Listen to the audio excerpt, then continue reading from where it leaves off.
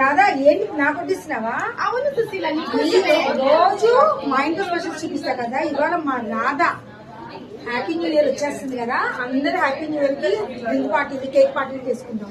నేనేం చేసింది తెలుసా, రాధా లంచ్ కోసం పిలిచి గోదా కళ్యాణం కోలాటం చేయించింది అందరితో.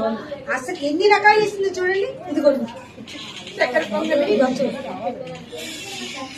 ఇదేంటి రాదా?